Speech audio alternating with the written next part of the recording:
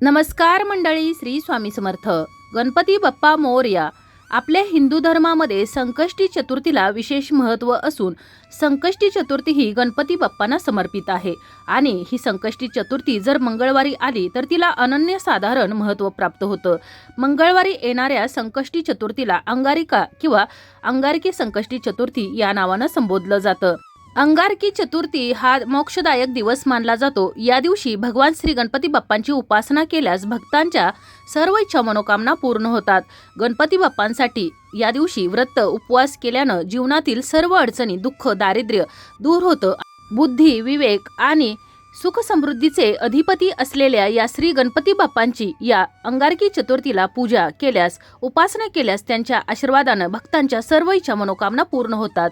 तर ही अंगारकी संकष्टी चतुर्थी 6 महिन्यातून एकदा येते, पण यंदा म्हणजे 2026 मध्ये ग्रह नक्षत्रांच्या विशेष स्थितीमुळे 3 वेळा या अंगारकी संकष्टी चतुर्थीचा योग येत आहे. तर यावर्षी 6 जानेवारीला ही अंगारकी चतुर्थी होऊन गेलेली आहे. त्याचबरोबर 5 मे 2026 ला आपण ही अंगारकी संकष्टी साजरी करणार आहोत. त्याचबरोबर 29 सप्टेंबरला देखील ही अंगारकी संकष्टी चतुर्थी येत आहे. तर गणपती बाप्पांना विघ्नहर्ता असं देखील म्हटलं जातं आणि या विघ्नहर्त्याच्या कृपेने आपल्यावरील सर्व संकट विघ्न दूर व्हावीत म्हणून या दिवशी अनेक उपाय, अनेक सेवा देखील केल्या जातात. असाच एक साधा सोपा परंतु अत्यंत प्रभावी उपाय आपल्याला देखील या दिवशी करायचा आहे. हा उपाय करण्यासाठी आपल्याला लागणार आहे विड्याचे पान. आता हा उपाय कशा प्रकारे करायचा आहे, कोणती सेवा करायची आहे याविषयीची माहिती मी तुम्हाला या व्हिडिओमध्ये पुढे सांगणारच आहे. पण त्यापूर्वी चॅनलवर जर नवीन असाल तर चॅनलला सबस्क्राईब करा, जेणेकरून आपले असेच येणारे नवनवीन माहितीमय आणि भक्तिमय व्हिडिओ तुमच्यापर्यंत पोहोचत राहतील. तसेच व्हिडिओ पाहताना व्हिडिओला लाईक करायला देखील विसरू नका. तसेच कमेंटमध्ये गणपती बाप्पा मोरया असं देखील लिहा. तर आपण आज जो हा उपाय जाणून घेणार आहोत तर तो उपाय आहे विड्याच्या पानाचा. तर सर्वप्रथम आपण या उपायासाठी विड्याचे पान का घेत आहोत, या विड्याच्या पानाचे महत्त्व जाणून घेऊया. तर समुद्र मंथनातून अमृत निघाल्यावर भगवान श्रीहरी विष्णूंनी मोहिनी रूप धारण करून अमृताचे वाटप केले होते. त्यात थोडंसं अमृत शिल्लक राहिलं. त्यावेळी मोहिनीने उरलेले अमृत जवळच उभ्या असलेल्या नागराज नावाच्या हत्तीच्या खुंटाजवळ नेऊन ठेवले. थोड्या दिवसांनी त्या अमृतामधून एक वेल उगवली. ही वेल नागाप्रमाणे खुंटावरून सरसर चढत जवळच्या मंडपावर पसरली. हिरवीगार पानं असलेली वेल पाहून देवांना आनंद झाला. त्यांनी त्या वेलीला नागवेल म्हणून संबोधित केलं. भोजन झाल्यावर देवदेवता या पानाचा विडा आवडीनं खाऊ लागले. त्यानंतर देवाला महानैवेद्य अर्पण केल्यावर देवापुढे पानाचा विडा दक्षिणा ठेवण्यात येऊ लागली. या विड्याच्या पानाच्या टोकास माता लक्ष्मीचा सहवास असतो. विड्याच्या पानाच्या उजव्या बाजूस ब्रह्मदेवांचा सहवास असतो. या विड्याच्या पानाच्या मधोमध सरस्वती देवीचा वास असतो. तर विड्याच्या पानाच्या डाव्या बाजूस पार्वती देवीचा वास असतो. या विड्याच्या पानाच्या लहान देठामध्ये महाविष्णूंचा वास असतो. तर विड्याच्या पानाच्या मागील बाजूस चंद्रदेवतेचा वास असतो. विड्याच्या पानाच्या सर्व कोपऱ्यांमध्ये परमेश्वराचा वास असतो. तसेच विड्याच्या पानाखाली मृत्यू देवतेचा वास असतो आणि या कारणाने तांबूल सेवन करताना बुडाचा भाग काढून मग सेवन करण्याची आपल्याकडे पद्धत आहे. तसेच विड्याच्या पानाच्या देठात अहंकार देवता आणि दारिद्र्य लक्ष्मी राहते, म्हणून पान सेवन करताना पानाचा देठ काढून ते सेवन केलं जातं. तर हा उपाय आपल्याला करायचा आहे सकाळी, ज्या वेळेला आपण देवपूजा करत असो त्यावेळेला. तर सकाळी लवकर उठून आपल्याला स्नान करायचं आहे. शक्यतो या दिवशी लाल रंगाची वस्त्र परिधान करायचे आहेत, कपडे घालायचे आहेत, कारण गणपती बाप्पांना लाल रंग हा अतिशय प्रिय आहे. आणि त्यानंतर आपल्या देवघरातील देवी देवतांची पूजा करायची आहे. सर्वप्रथम तर जर गणपती बाप्पांची मूर्ती असेल तर तिला अभिषेक करायचा आहे.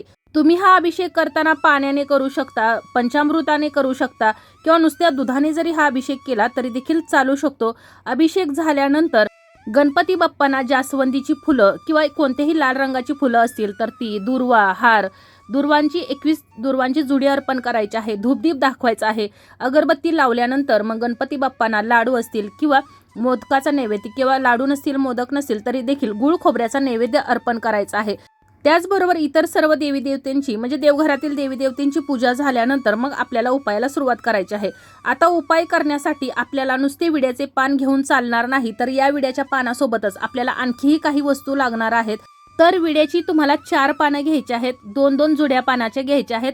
त्यानंतर आपल्याला लागणार आहे पूजेसाठी वापरतात तर ती सुपारी, खाण्यासाठी वापरतात तर ती घ्यायची नाही. सुपारी घेत असताना नवीनच सुपारी घ्यायची आहे.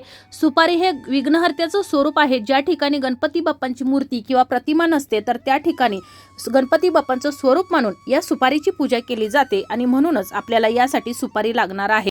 त्यासोबतच आपल्याला लागणार आहेत अक्षदा. या अक्षदा कुठेही तुटलेल्या नसाव्यात, अखंड अक्षदा घ्यायच्या आहेत. त्याचबरोबर 2 अखंड लवंगा, 2 हिरव्या वेलच्या. आता मी अगोदर सांगितलं त्याप्रमाणे आपल्याला 2-2 म्हणजे विड्याची 4 पाने घ्यायची आहेत. त्यानंतर दोन्ही पानांवरती 2-2 लवंगा ठेवायच्या आहेत, 2-2 हिरव्या वेलच्या ठेवायच्या आहेत. लवंगा घेताना देखील अखंड असाव्यात. आता मी प्रत्येक वेळेला सांगते की कोणतीही सेवा करताना, उपाय करताना ज्या वस्तू घेतात तर त्या अखंडच घ्यायला हव्यात, जेणेकरून आपण केलेल्या सेवेचं, केलेल्या उपायाचं आपल्याला अखंड फळ प्राप्त होतं आणि त्यासाठीच आपल्याला अखंड वस्तू लागणार आहेत. आणि त्यानंतर एका वाटीमध्ये हिरवे मूग घ्यायचे आहेत. मूग कुठे तुटलेले, खराब झालेले, किडलेले नसावेत, ते देखील आपल्याला अखंडच घ्यायचे आहेत.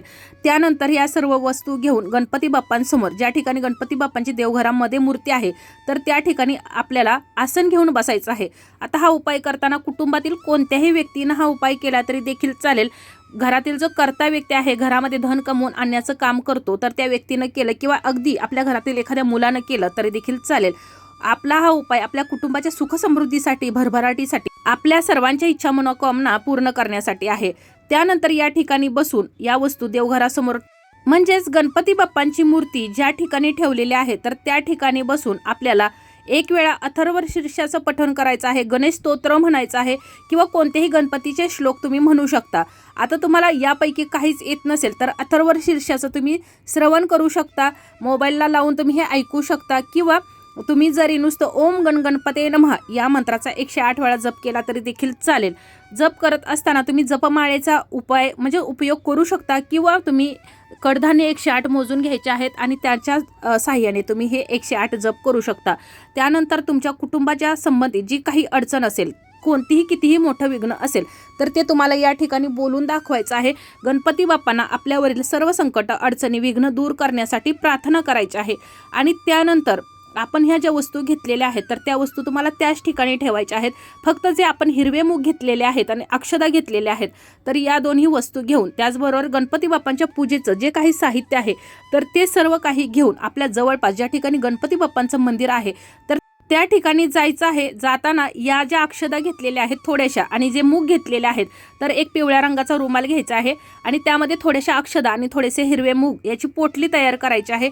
गणपतीच्या मंदिरामध्ये जायचं आहे. गणपती बाप्पांची विधिवत पुन्हा एकदा पूजा करायची आहे आणि त्यानंतर त्या ठिकाणी बसून पुन्हा एकदा तुम्हाला अथर्वशीर्षाचं पठण करायचं आहे. अगोदर सांगितलं त्याप्रमाणे जरी नसेल तरी श्रवण केलं तरी देखील चालेल किंवा ओम गण गणपते नमः या मंत्राचा तुम्हाला गणपती बाप्पांच्या मूर्तीसमोर बसून 108 वेळा जप करायचा आहे.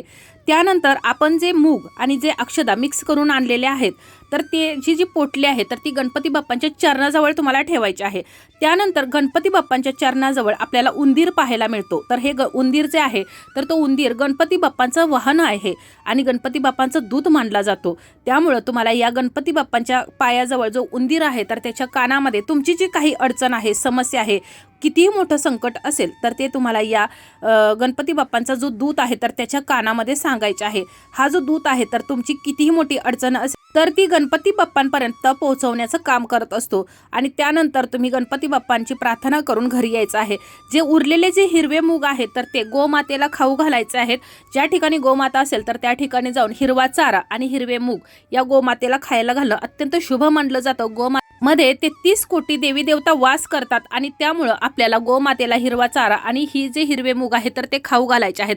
त्यानंतर घरी आल्यानंतर हे जे आपण विड्याचं पान आणि त्यावर ज्या वस्तू ठेवलेल्या आहेत तर त्या तसेच ठेवायच्या आहेत. पुन्हा एकदा संध्याकाळी धूपदीप दाखवायचे आहे, त्याची पूजा करायची आहे. पुन्हा एकदा अथर्वशीर्षाचं पठण करायचं आहे किंवा श्रवण करू शकता. ओम गण गणपते नमः या मंत्राचा तुम्हाला जप करायचा आहे. या दिवशी व्रत करायचं आहे, उपवास करायचा आहे, मनापासून गणपती बाप्पांची सेवा करायची आहे, दिवसभर गणपती बाप्पांचं नामस्मरण करायचं आहे. त्यानंतर दुसऱ्या दिवशी वार येत आहे बुधवार आणि बुधवार वार हा देखील गणपती बाप्पांना समर्पित आहे। तर या दिवशी तुम्ही या ज्या वस्तू ठेवलेल्या आहेत तर एका पानाच्या विड्यावरील ज्या वस्तू आहेत म्हणजेच एक सुपारी, 1 रुपयाचं नाणं, अक्षदा आणि जी हिरवी वेलची आणि लवंग आहे तर ते तुम्हाला एखाद्या लाल रंगाच्या कपड्यामध्ये किंवा पिवळ्या रंगाच्या कपड्यामध्ये बांधायचं आहे, पोटली तयार करायची आहे आणि ह्या वस्तू तुमच्या तिजोरीमध्ये ज्या ठिकाणी पैसा ठेवता तर त्या ठिकाणी तुम्हाला ठेवायचे आहे। तुमच्या जर मुलाच्या विवाहामध्ये जर अडचणी येत असतील, जर मुलांचा विवाह ठरत नसेल, विलंब होत असेल तर त्या ज्या अक्षदा घेतलेल्या आहेत तर त्यातील थोड्याशा अक्षदा या मुलाच्या सोबत ठेवायच्या आहेत, म्हणजे त्याच्या पर्समध्ये किंवा पॉकेटमध्ये ठेवायच्या आहेत।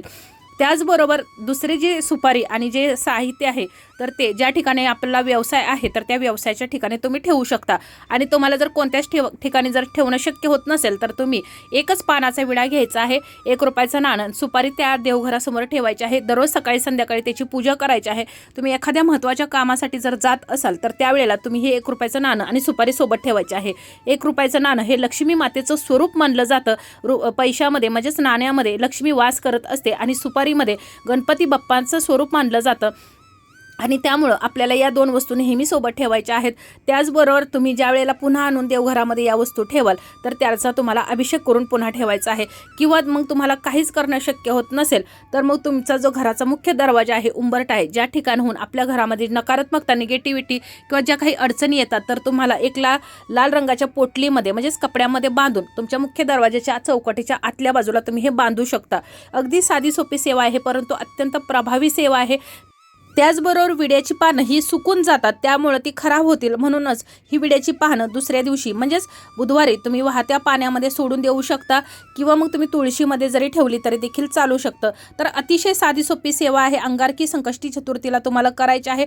तुम्हाला ज्या ठिकाणी या वस्तू ठेवणं शक्य होत असेल, तुम्ही ज्यासाठी हा उपाय केलेला आहे तर त्यासाठी तुम्ही या वस्तूंचा वापर करायचा आहे।